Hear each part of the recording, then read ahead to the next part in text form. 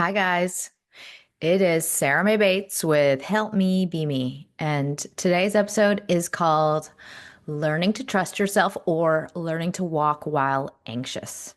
So, this is an episode for moving through any territory that feels scary or that your body is just really resistant to moving through, even though you might know it's something that you really want and are working toward, or you on some emotional level know where you need to go. At the end of the day, there is no such thing as the wrong thing to do in your life. I know that's like a hard idea to swallow, but they're all just things to do. Like it's at the end of the day, it's a path, and every meandering moment of it has value, even if it's not the thing that is culturally dictated as the good thing to do or the socially acceptable thing to do. It's like all the things you move through have value in just your experiences. So if you can take some pressure off of the eventual outcome for yourself, just know that like there's no such thing as a wasted moment that you've moved through. I think we often get decision paralysis or we feel intense anxiety, and especially around decisions and actions that feel like they are going to create something that we will regret forever or they're forks in the road. And it's really hard sometimes to trust yourself. And sometimes it feels like the stakes are so high. Like, well, what if I fuck up? What if I make the wrong decision? I feel like a lot of people I work with have that feeling, and like they're almost stuck in something that they really desperately want. And some part of them is just unable to see what's blocking the move forward.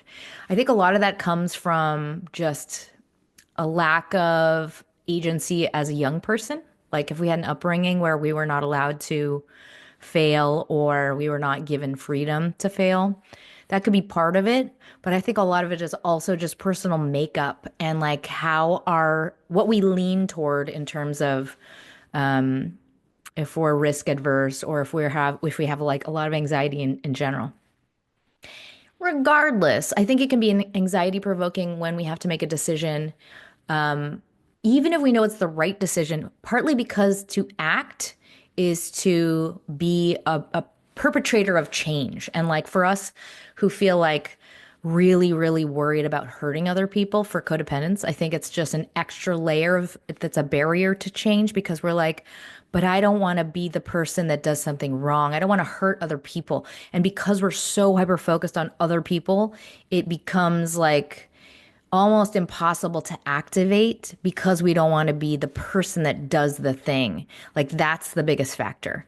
So if you can relate to that in any way, know that this is one of the many hallucinations that I call it like a hallucination that come from a specific set of experiences growing up. Like our we hallucinate, oh, but they're going to be hurt. Oh, I don't want to hurt them. And we really feel that whatever fill in the blank person that is, whatever fill in the blank situation that is, we hallucinate their feelings and this whole story that's going to play out that is us being at fault. I did all of this. This is all my fault. I feel bad. So if you are a person that often says things like that, I feel bad, just know that that's just another way that codependency expresses itself. And for those who have never heard that word before, those four people in the world who haven't heard that word before, codependency or the group of traits that are associated with being parentified at a young age or being hyper focused on reading others at a young age. Sometimes we just have to move through the shit, even when the shit, meaning like the situation, even when it's murky and you feel intensely afraid of misstepping. And I think a lot of it is just to make the trick is to make decisions despite that feeling flooding your body and make moves strategically based on what you conceptually know is the right next best thing to do.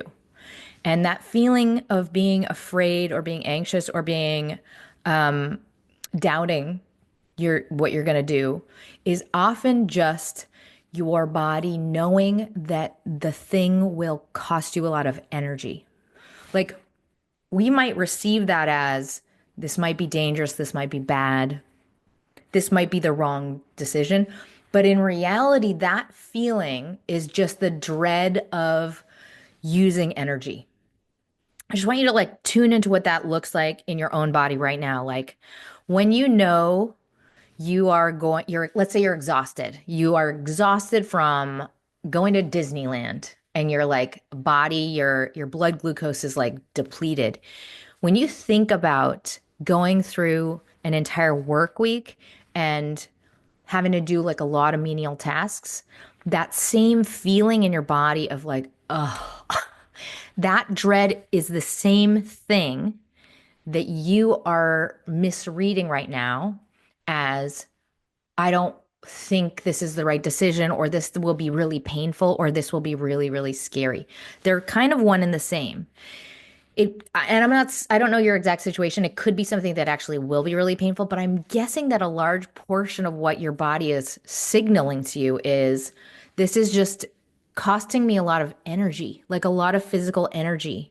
And when we can start to just walk through something that our body is resisting, we start to realize like, I know exactly how to do this, and the steps are very simple and they're not as painful or scary or foreign as I thought they would be. And I think a lot of the time we just have to decide to start the process of taking little baby micro steps through the thing, like start to tread through the mud. And maybe that thing that you're trying to tread through is like as simple as acknowledging that something's true, saying to yourself, I actually am not happy in a relationship and I want to start the process of figuring out how and when I will move out of it. Could be that simple. Or it could be something that's like really, really overwhelming that feels impossible, like a career change. I'm not in the right career, or this current career situation is not working out. How do I pivot? I've invested so much time, so much money, so much whatever. How do I how do I activate some sort of change knowing that I'm at this wall? All of these are situations that feel like they will take a really long time, or we will lose control, or in some cases, we fear that we will stop functioning, like with a relationship or with like giving up a disorder or a drug, or some part of us is like, but I can't see the end, but I can't see the solution, so I can't. While all of these moments in time are very, very triggering and activating, they can stir up the muck in the pond of just our emotional body. Like they can bring up a bunch of other stuff that feels like I'm falling backwards and I'm going to fall apart. Like that can be the feeling in our body that makes us really, really resistant to even going toward this thing. But know that the thing will not be like whatever you're imagining. Like whatever your body's telling you, you have no idea how the thing will be because you are moving through it anew. This is a new experience. It might be a lot different and a lot easier than you think it will be.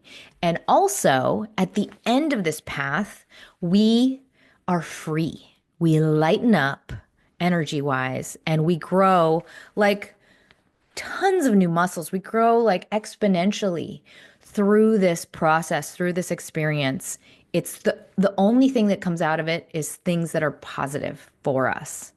So, this is an episode that's just a lot of reminders in this area, or a lot of tools in this area to just get you to be, instead of in the consideration stage, as they call it, in the action stage. This is how we move through change. We have to actively just opt in to saying, I am in the process of change. I'm not just like hiding from it. I'm in the process of moving through it. So, with that, come from love, use your own best thinking, let the rest go. And there are three parts: the what, the why, and the how, the tools. A big, big caveat before I go into these sections. When you listen to this and when you use these tools, my goal, as always, is to just keep you safe. So do not go too deep. Do not make rash decisions. Do not be impulsive without the support of a very smart, wise, balanced friend or a therapist. It can be really intense to go into things that are related to old trauma unless you have a safe container. Like, unless you have like a safe structure set up in your life that can allow you to process it without falling into pieces. I know for myself that there was a moment in time when I relapsed into old behaviors that were very not good for my body when I lost my therapist. And so I just want you to be super careful and gentle with yourself. Take very baby steps, but take steps. And this is not like a ripping off the band-aid approach to change. That can cause more trauma than necessary. I think that a lot of change is instant and it comes in the form of knowledge. Knowledge can't be unknown. So just allow yourself to be open and to explore and to take baby steps in the direction of knowledge. So, with that, this is part one, the what. A lack of self trust, feeling paralyzed by guilt or a fear of messing up. Maybe that's with a career move. Maybe that's getting out of a relationship. Maybe that's giving up a drug or giving up a disorder or, something that is an overcompensation in your life for an imbalance, an old imbalance.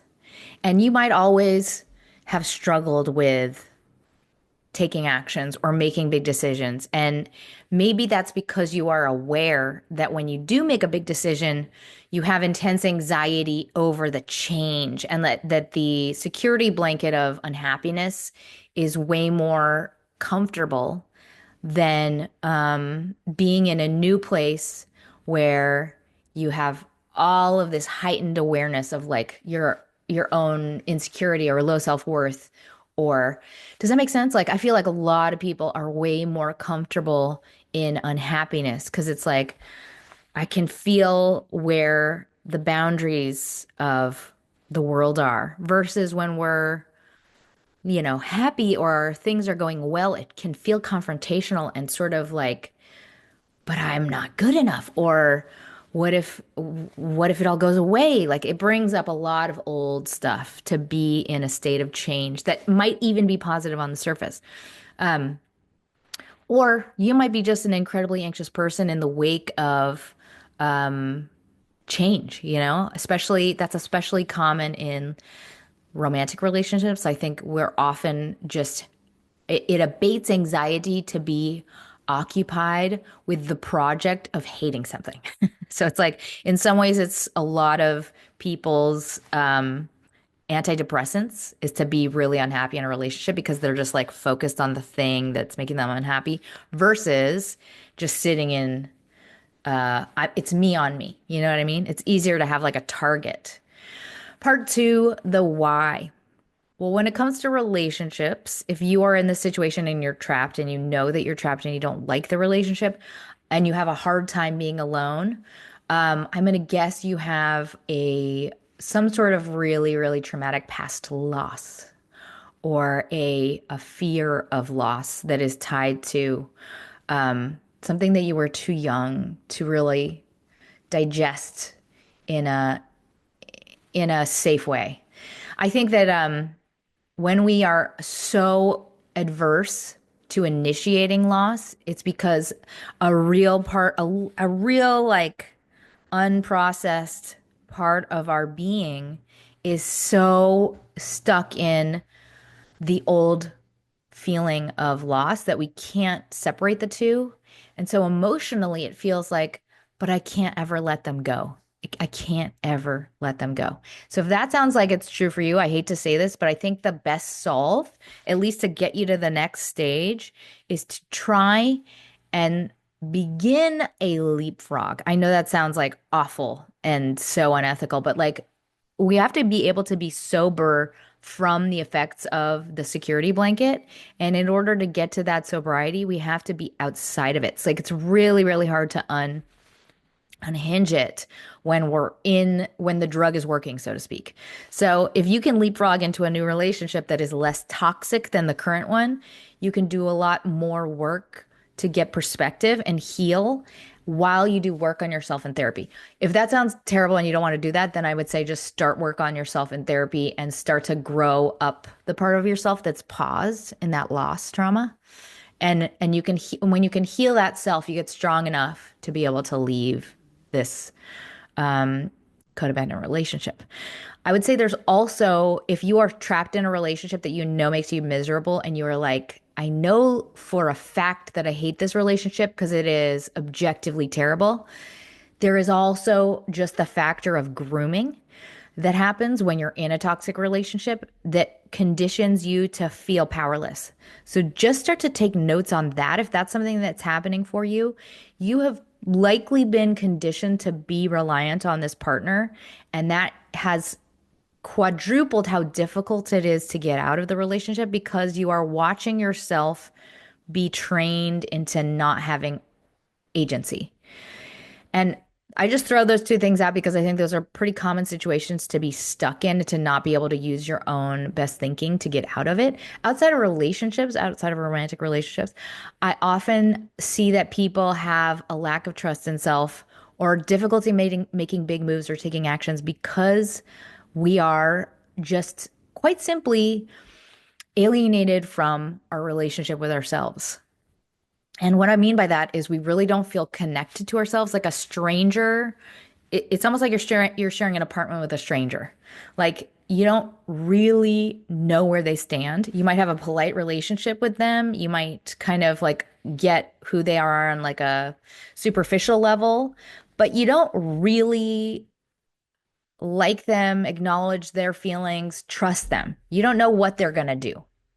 And when you relate to yourself in that way, there's like a huge, you're living from the neck up. There's a huge lack of insight, like a lack of knowing um, how you feel about you. And therefore, you're reacting like a third person would to all of the superficial, like objective things that this person does. And you're judging that person like a stranger would. And you might think that that's normal. Like you might think that that is just the way that people are and should be. But that's actually like, I would call it a pretty not fun, not kind, not fulfilling way to live life. Like that's like a half life. And if that seems like confusing to you, like what I've just described as like, well, that seems normal. What you need to do is actually treat yourself like you are being courted around in this little warm space ship by a very sweet, gentle, loving, beautiful, magical being. And treat that being with like reverence and love, unconditional love. That is like the baseline of how this relationship should work. And we might think that we're unable to act because we just don't know what the right answer is, quote unquote. Like we really don't know what everyone in the world would say was the right answer. But in reality, it's because we have at some point in time disconnected from the signals coming from our gut. And what I mean by that is we stopped using our compass and our internal alarms and we stopped trusting them, probably because we were conditioned to stop trusting them at a young age. And what I mean by that is we started numbing ourselves out because of like just a flood of anxiety. And that usually tells me like, oh, this person's had trauma, chronic trauma, and or parents that made them feel invisible for whatever reason. So when you just start numbing out and stop listening to the alarms coming from your gut, there was probably a good reason you did it. It was probably for survival. But your job now as an adult, with as you build the safe container, is to start to tune into them. The signals are still there, unless you are a complete narcissist and sociopath. I say that like not as a joke. I mean in reality, and like unless that's where your brain has gone, like the signals are still there. They're still coming in. We just have to learn how to hear them, and then we have to really respect them when they tell us something. Even if it's inconvenient, even if it's not popular, we have to respect those signals. And all of that starts with a very simple and lovely intention to change, to start the process of regrowing that bond with ourselves and reconnecting to ourselves in a loving way. It just starts with an intention. And that's what I'm going to go into in the next section is let's just like make some moves toward this intention together right now. Before I go into part three, the how, the tools, first, a brief word from our sponsors. Okay, part three, the how, the tools. So these are tools for like emotional fear, lack of trust in self, also tools for moving through processing. But the core of the issue that's happening is scarcity. And by that, I mean it's like a pervasive feeling that the world is scarce, that there's just like innate fear and mistrust that started a really, really long time ago that conditioned us to keep feeling a lack of trust. Trust in self, trust in our resilience, trust in our goodness, trust in things working out, trust in our relationship with ourselves. And and what that boils down to is this question mark of, am I going to stand by me? Am I good or am I bad? And if you don't know you are good, then that means you abandon yourself in situations. Like what I mean by if shit hits the fan, you chastise you and you say, worthless piece of shit, whatever the words are in your own head. What it comes down to is if you build a bulletproof relationship with yourself, you know innately how kind you are, and you have fostered a consistent relationship where you show up for yourself. And so, a very simple gesture just to kick off this tool section, I invite you. It's going to probably make you feel really weird. I want you to do it anyway. I invite you to look in the mirror or write a letter to you and say, I mean it literally, I want to stand by you and love you no matter what. I am choosing to love you no matter what happens. If everybody in the world hates you, I choose to stand by you. I commit to loving you unconditionally. Do it. Do it in any form you want. If you haven't done it before, I want you to start it there. And as the second tool, I'm inviting you as a ritual periodically in your journal or aloud, just as a daily practice, a weekly practice, a monthly practice, just to like really tune into yourself and remind yourself, I love you no matter what. Everything begins with an intention. Just try it. Try saying it and meaning it. And by meaning it, I mean you must know, hey, me, if you fuck up, you of all people need to stand by you, just like a friend would. I will stand by you no matter what. So before we go any further, I just want to ask if you conceptually can agree with that idea. Like, does that concept align with something that makes sense to you? Like, not even on like a felt level, like if you're not even close to the felt level yet, does that make sense to you why that would be necessary? Because if you believe a child deserves unconditional love, or a dog deserves unconditional love, or a parent kid, if you don't have kids yourself, like if a parent deserves to unconditionally love their kids, like if that makes sense to you, now you need to apply that logic to like me and myself. Like that is the default for the foundation of a good and strong and loving and beneficial relationship. So just start there with the concept of the idea. Like, does that make sense? Yes. That is where you have to get to with you. And the simplest way to get there is just having the intention to reach that goal. That's it. Just start with the intention. I remember a really long time ago, I was writing for Hello Giggles, and I wrote an article that was really polarizing. And I remember it was like it made me so uncomfortable because of the visceral response to it. And there was one fan who had been reading my work for a really long time, and she stood up for me in the comments. And I remember thinking like, wow, that feeling is so meaningful. It's so palpable how much I treasured that person. And that's the feeling you get from you standing by you. Doesn't even matter if you really fuck something up and everyone's pissed and everyone can see the error of your ways. If you stand by you in that moment and say, I did my best and it's okay, I still love you, it's the best feeling ever. It makes you feel really valuable and really loved. It builds confidence, it builds trust in self. That's how we build trust in self. Set that goal, and that's all. Just set the goal to give yourself that treatment consistently and mean it. That's where we start. All right, the next tool, the dignity of belief. I think for a lot of people in this group of sufferers suffer from mistrust, and we want to discount our feelings. We talk ourselves out of our feelings. We try and prove the opposite case against all of the feelings and rationalize why we should feel the feelings and why it's okay to be in the situation. And that is a trait of being stuck and not being able to see a path forward. Just know that that's a condition that is kind of your tendency, and just know that that for a fact you are by default going to minimize and dismiss your own suffering, and know that the only thing you have to overcorrect for is allowing yourself the dignity of belief. And whatever you are attempting to move through is not just in your head. It's not less bad than you're making out to be. It's legitimately bad, and you minimize things.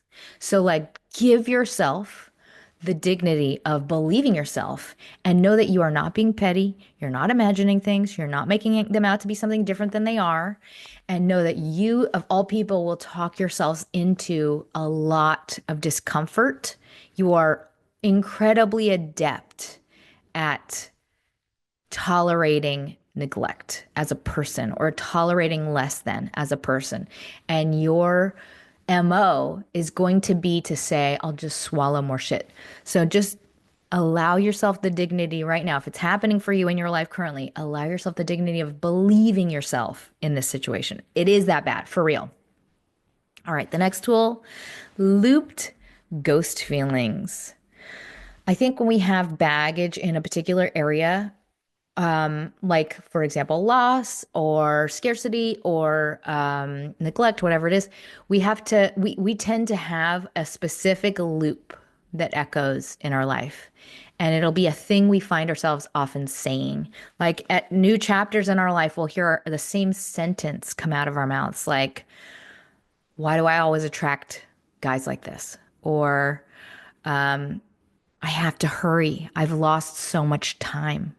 My time is short. My time is passing. Whatever it is, it's based in an insecurity. It's based in a fear, an echo of something old. And for a lot of people, it drives behaviors. It'll drive an overcompensation or a loop that's occurring in your present day. And so I want to ask you, this tool is a journal exercise. This is the prompt. What is the belief? First prompt. What is the thing you hear yourself say? What is the recurring loop? What is the recurring sentence you hear yourself say? And then the second prompt.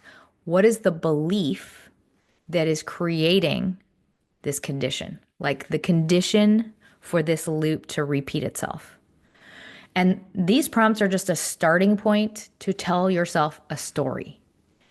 And by that, I mean, like, just bring material to mind, jot thoughts down, and then I want you to try and crystallize the story. What is the narrative? This is the last part of the tool. Pick a time and a place and tell your story.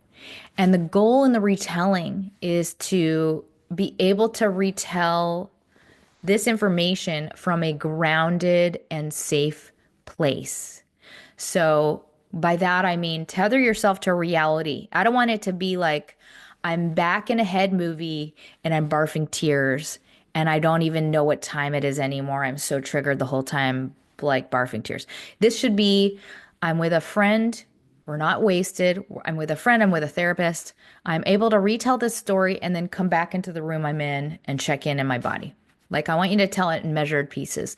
But like, we can do a lot. We can make a lot of progress on understanding ourselves, on hacking ourselves by just giving ourselves the opportunity to observe something that is a little complicated in our lives that seems to keep happening that we don't have a solution for, but this has resonance. This is a question mark. What's happening here? What's at play? What is the motivating belief that's creating this condition? And when did that belief come from? All right, that's the second tool. Next tool, getting to know my hallucinations. This is a tool that I think applies for this fear of moving forward situation, but also, by the way, if anyone can hear my dog snoring, I'm really sorry. I don't know if I should just get her up and move her out of this room because I'm like, it's kind of a sweet sound. But if it's really annoying, if you can hear it and it's annoying, I apologize. She's really cute. She's asleep right next to me. Anyway, getting to know my hallucinations. So, we all have that thing where we kind of disassociate from our bodies. And in our experience of a moment, we are like, oh my God, I'm making no sense. I'm terrible. This is the worst. I'm totally flubbing this thing. I hate the way I appear. I don't like, I look like a mess, whatever the thing is. And then we have had that experience when we go back to revisit from a less triggered place in the future. We revisit that thing. We say, oh, I was fine. I was doing great. I don't know why I thought I was such a mess because I see myself now and I was pretty composed and doing great. So that's what I'm describing as your hallucinations. So, what I want you to start to do is get to know your track record, your trend, your pervasive degree of hallucinations in throughout your life. Just get to know the way that they trend. Meaning, what was the felt experience versus when you eventually understood the truth of the experience. And by that I just mean like we have to become experts on ourselves as we grow into powerhouse adults.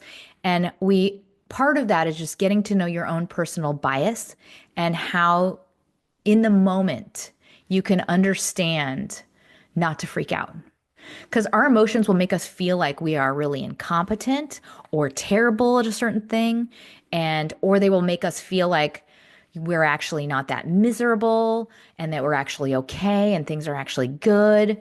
So, in order to get to the truth of the situation, it's helpful to just take notes when we are in a moment of truth and or when we have just experienced what we would describe as a hallucination.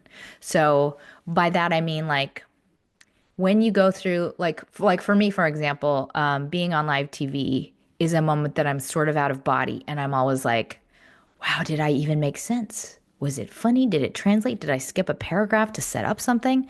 So I'll take note of that in my mind. This is how it felt. And then when I revisit the thing, I also take note. The variable was like, I don't know. On a scale from 1 to 10, it was a 7. I was way off in I felt versus how it really was. That's just me getting to know the trend of my level of hallucination. I want you to also do that when it comes to you're in a relationship, you're in a job that you dislike, a moment when you're like, this is not sustainable.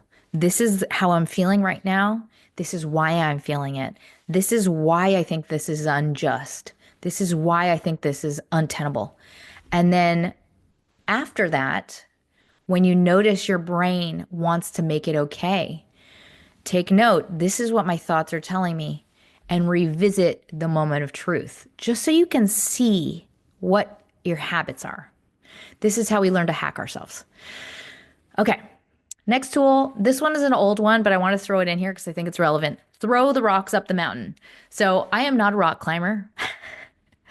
I like to scramble, but I am not a rock climber. But I'm imagining that at a certain point in time, in order to get a rope up a mountain, you might need to tie something heavy to it, like let's say a little bag of rocks.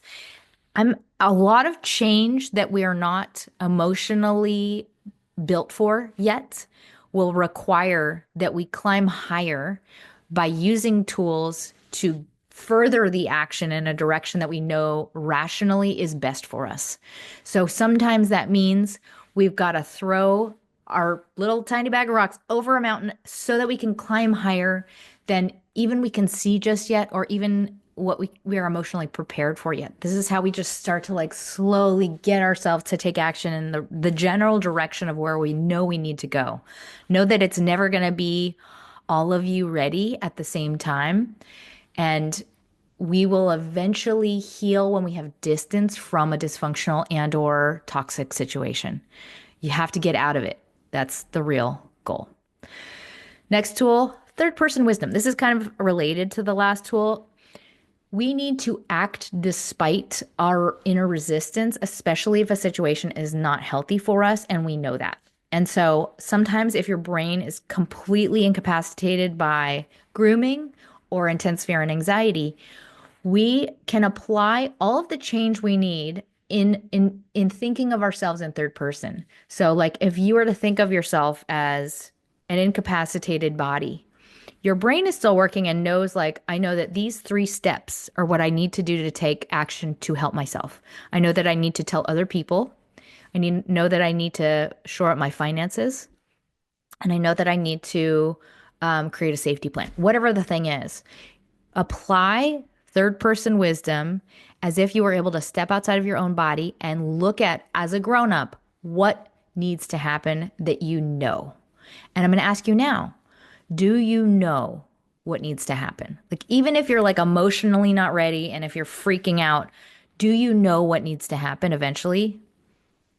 I think you do. I think you know what needs to happen. Just say it out loud, whisper it.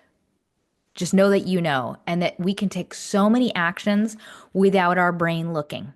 Like, so much of change happens while your hands are doing something without your actual brain engaging, if that makes any sense. It's like we're doing all of the best thinking with just throwing ourselves in the direction of actions, even if we're not fully invested. You know, it's almost like doing things before you're fully awake yet. That's how a lot of this change has to happen. All right, next tool, chew the beef jerky. And if you're a vegan, chew the bark. Is that what you eat? Just kidding. There's a buildup of energy just in general. If you are in a place where you are so like a powder keg, like, oh, I'm stuck. I need this thing to happen. I'm stuck. There's no way to do it. I haven't been able to do it. Like, I'm so full of anxiety. I need someone else to decide it for me and like help me. Someone needs to help me. Like, tell me what to do. Where that feeling in your body is actually a buildup of energy, and it's the beginning of you processing something big. It's just like chewing a really tough piece of beef jerky. It's an opportunity. And I want you to look at that feeling in yourself as not a signal that something's wrong, but as a signal that there's so much raw material that's already in you that you have to move out of your brain and into your gut just to start to digest it and really just trust that process and invite the answer to come forth. Like, really just kind of like ease backwards, like fall back into the foam pit of this feeling and like invite the truth and the solution to come forth. And I mean that in like a prayer sense. I don't know how comfortable you are praying, but I want you to pray. Pray for, I invite the solution to come forth. Please help the solution come forth. And know that this process, it's got to move through a lot of your system. It's got to move through like the stress and the forcing of it is what's creating the blindness. So we really have to just allow it to kind of go through us and like welcome that to organically happen. You know what to do. Your body knows what to do. You just have to trust yourself by allowing this to just organically present itself. It's going to present itself if you can just take that pressure off and allow things to arrive, little truths to arrive in the order that they can be digested. It's going to happen a little bit at a time, and it's going to be finite. But the answer is already on its way. We just have to stop that fear, scarcity, forcing it like, I needed to arrive in this shape and form immediately. It's there. It will come. It will come. Just like a really tough piece of beef jerky. Okay, next tool is a mantra. This won't necessarily feel right at first, but I think eventually it will fit. You can trust yourself. This is one that I still work on or I still use periodically, but I want you to simply practice knowing that you come from a good place and that you are really overthinking things to try and be your best and to try and be the most thoughtful. And at the end of the day, that's all you can ever do and need to do. To trust someone else's gut over your own gut is not a solve, it's a skip button. And we need to learn by moving through things, by building a logic tower, by allowing ourselves the dignity and the respect of listening to what our logic tower is. What do I mean by that? I mean, start with just building a baseline of what do I know to be true? And then build on top of that. What else do I know to be true? What else can I extrapolate in the world as truth? What do I objectively know is true for everybody else? And past that, all you need to do is make a list of pros and cons and then pray and forgive yourself readily, you know? By pray, I mean like, please help me have the strength. Please help me have um, the safety. Please help me to have grace, whatever it is. And and by default, forgive yourself readily.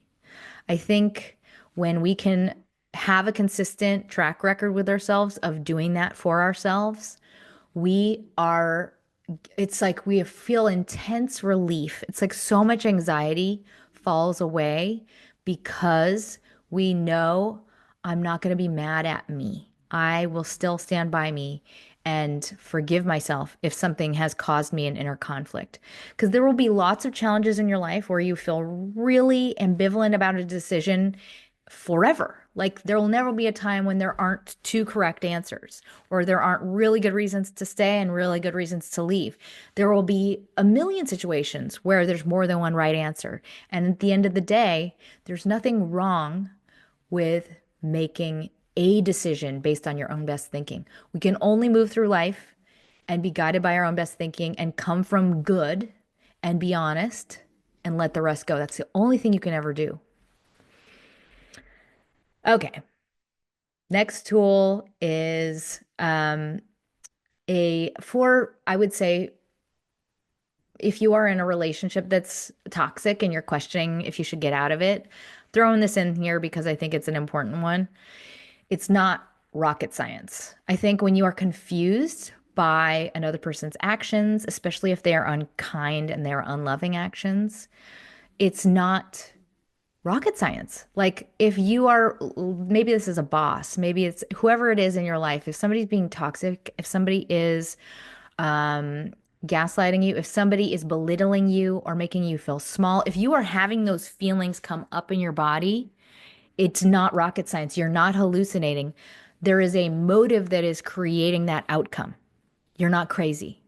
If you are feeling off balance, if you're feeling dizzy, it's not rocket science. You are being made to feel dizzy.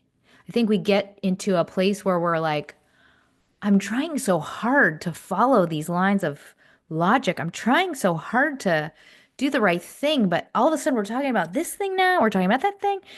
Gaslighting is a way to keep you confused. And so if this is happening to you, or if you are feeling being made to feel insecure, if a thing is manifesting in your body that is negative and toxic, that's making you less powerful, it's not rocket science. It's because it's really happening. Trust yourself. All right. And then the last tool, uh, I I hear this in a lot of clients. I This took something away from me. The name of the tool is this took something away from me. That sentence, I think, recurs for a lot of people in how we have kind of held on to a scar. We kind of overprotect a moment in time, an experience that left a mark for us. And we live according to that loss and live it out as a new narrative of, I'll never get this thing back again. This thing is destroyed, taken a part of me forever. And that story is the new story that creates our life path. Is that a good story? I don't think it is. Do you think it is? I think it's a story based on honoring something that's for the most part devastating and wrong. Something that shouldn't have happened. Something that is created some really painful tumult in our life. It's often an old trauma and something that happened too young, something that we shouldn't have gone through. And when we live out a new path in lieu of that loss, what we do is we overcompensate for this area that where it left a mark. For example, you might have had a violation of some sort at a time when you were so joyful and free and uninhibited, or you might have had an injury that thwarted a dream. Whatever it is, we end up living out this new story of the loss that will never be corrected. And what I wanted to invite you to look at, if that feels true for you, we have had a change in our lives. Yes. I'm not saying that the thing wasn't terrible and bad. It probably was terrible and bad. However, we can give ourselves a gift in this area, whatever it is, that will, on the other side of processing, gift us with a new superpower, a new superpower that we didn't know we needed. And that superpower creates an entirely new path that is next level. It's a next level personality that you will appreciate and enjoy and thrive based upon. And I think that's because what's frozen that you don't even see is a young person's experience. It's a young person's potency, powerlessness, like really oversimplified experience. It's like a little like time capsule, and it's an oversimplified emotional memory that lacks awareness around said issue, that has not allowed air and processing and untangling of the issue. And so what we don't realize in this little scar is we feel really conflicted in certain areas around the issue, and there's a lot of insight that we haven't reaped around the issue. So, what happens when we do process it and when we go into it from with a different goal in mind, with the goal of healing and letting go of whatever this thing is, we actually don't realize that we need to connect to a part of ourselves. There's some usually embedded in there, some part of ourselves that needs some context and some forgiveness. I know that sounds weird. Like you might not be aware of that. And by forgiveness, I don't mean that like you did it. You didn't do anything. Maybe you're a complete victim in the situation. But there is a part of you that needs some sort of contextualizing. Maybe I shouldn't say the word forgiveness. Contextualizing to really connect the threads of your life story in like a more of a linear flow, if that makes any sense.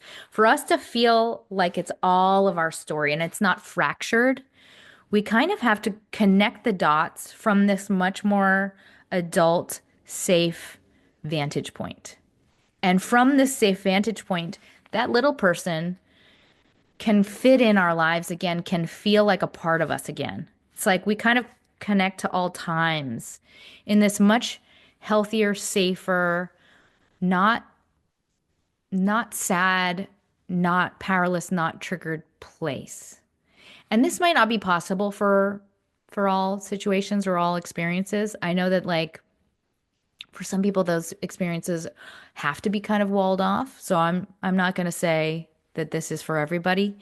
But if this seems like it's got resonance for you, if this feels like this might be true for you, I do think that there's a large part of us that is not lost forever, and that the story is I have lived this life and all of these things, and this experience really taught me how to see.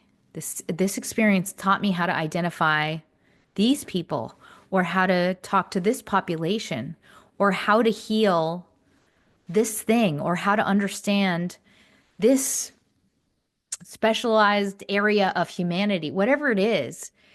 It's like when you go through the healing process or recontextualizing process of whatever the scar is, it'll open up this totally new chamber of human understanding and maturity. Like, I know for myself, I have this like very clear vision now of understanding when somebody is gaslighting, or somebody has like a specific kind of leaning toward a personality disorder. Like I learned that though through really processing the milestones of a particular scar in my own development. There's so many though, but I'm just throwing that out there.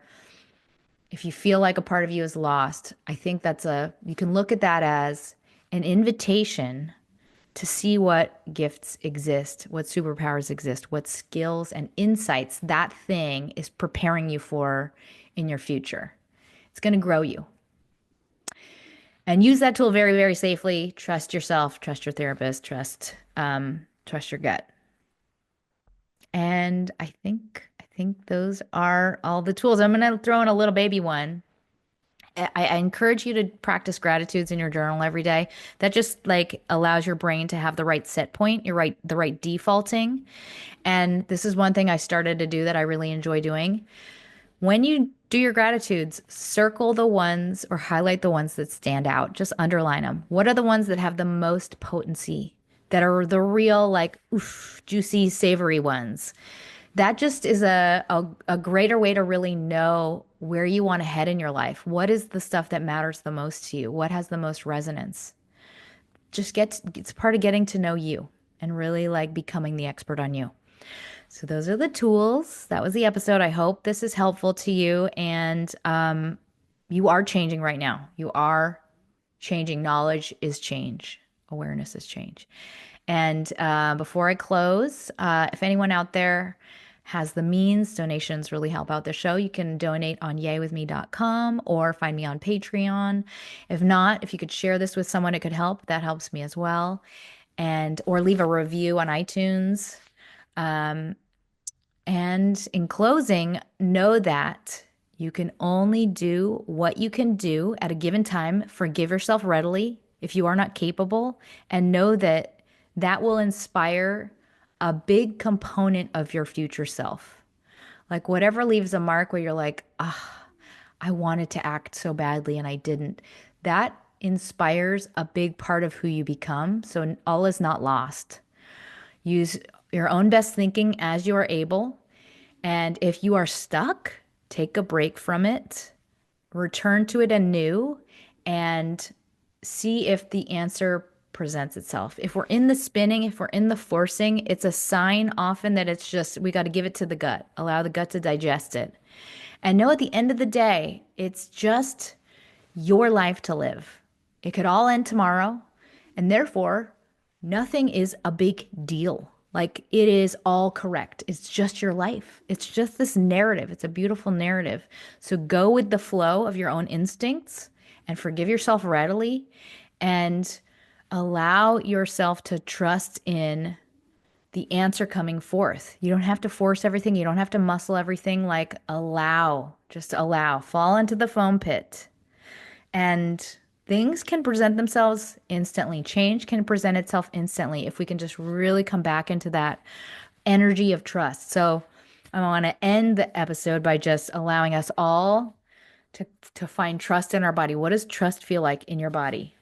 Bring it into your stomach, bring it into your shoulders, bring it into some pressure on your body.